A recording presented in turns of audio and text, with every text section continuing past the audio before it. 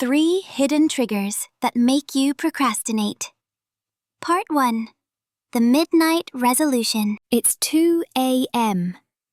The house is silent, except for the low hum of your laptop. You're staring at a blank document, or maybe a pile of laundry, or that business plan you promised you'd start 3 months ago. You feel that familiar heavy knot in your chest, a toxic mix of guilt, frustration, and a strange kind of paralysis. You tell yourself, tomorrow I'll be a different person. Tomorrow I'll have the energy. I'll be the disciplined version of myself that I see in those productivity montages. But deep down, a small voice whispers the truth. You've said this before. And tomorrow, the cycle will repeat. Why? Why do we do this to ourselves? We've been told that procrastination is about being lazy. We're told it's a lack of willpower or poor time management. But science tells a much darker, much more interesting story. Today, we're pulling back the curtain on the 3 hidden triggers that are sabotaging your brain from the inside out. This isn't about calendars. It's about a war happening inside your nervous system. Imagine a person who is talented, ambitious, and currently staring at a wall. They have a project due. It's important. It could change the trajectory of their career. But every time they sit down to type the first word, they suddenly feel an overwhelming, almost physical urge to clean the kitchen, or check the news, or research the history of the stapler. They think they're distracted. They're not. They are triggered. The first hidden trigger is what psychologists call emotional threat detection. You see, your brain doesn't distinguish between a physical threat, like a predator chasing you, and a psychological threat, like the fear of failing at a task. When you look at that project, your amygdala, the brain's alarm system, screams, "Danger!" It fears that if you try and fail, it means you're not enough. To protect you from that painful realization, your brain shuts down its thinking center and pushes you toward a safe activity. Cleaning the kitchen isn't a distraction, it's a survival mechanism. It's a way to feel productive without the risk of being judged. Part 2. The Stranger and the Gap. Now, why do we keep thinking future me will handle it? This leads us to our second hidden trigger, the temporal disconnect. Neurologically speaking, when you think about your future self, your brain processes that person as a complete stranger.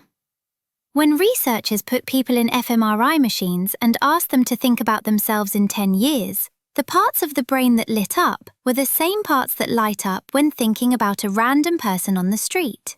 This is the future stranger paradox. When you procrastinate, you aren't pushing it off until later. In your brain's eyes, you are handing an unpleasant, difficult task to a stranger so that you can enjoy the relief right now. It is a biological act of selfishness against yourself. You aren't lazy, you're just disconnected from the person you are going to become tomorrow. You're leaving the stranger to deal with the mess while you seek immediate comfort. And until we bridge that gap, the cycle will never break. But there is a third trigger, and it's the most deceptive of all, because it wears a mask of high standards. It's the perfectionism procrastination loop. Think back to a time you had a big idea. Maybe it was a YouTube channel, a book, or a fitness transformation. In your mind, the vision was perfect. The lighting was flawless, the words were poetic, the results were world-class. But then, you sit down to actually do the work. Suddenly, the gap between your perfect vision and your current reality feels like a canyon you can't jump over. This is where trigger 3 hits. The pain of the gap. Your brain realizes that to make something great, you first have to make something bad. And for a perfectionist, bad feels like an attack on their identity. If it's not going to be incredible, your subconscious decides it's better not to do it at all. You tell yourself, I'm just waiting for the right inspiration, or I need more research. No, you are hiding.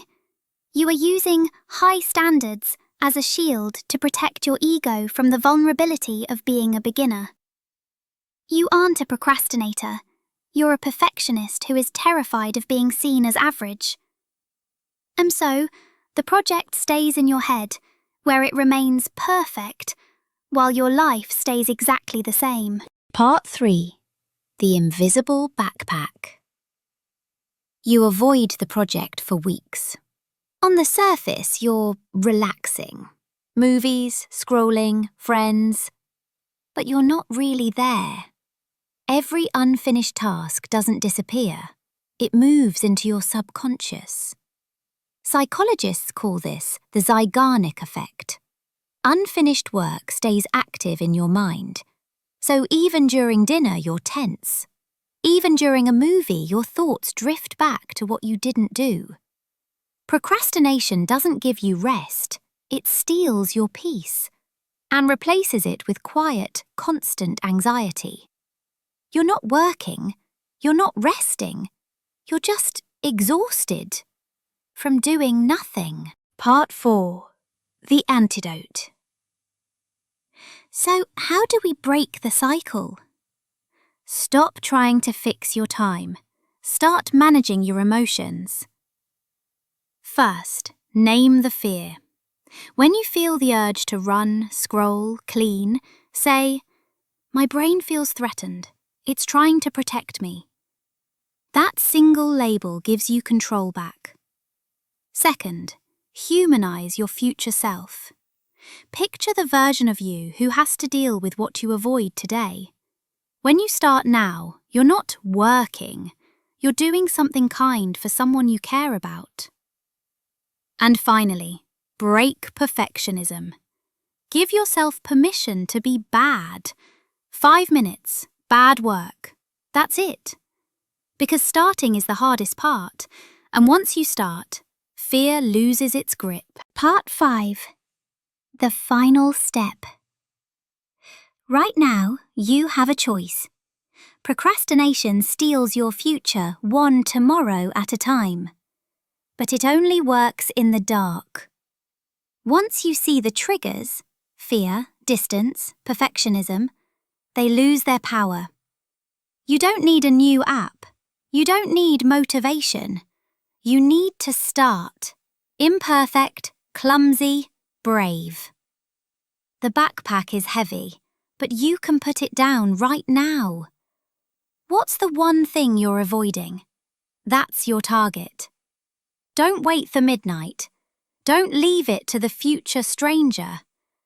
Do it for the person you're becoming. Just start.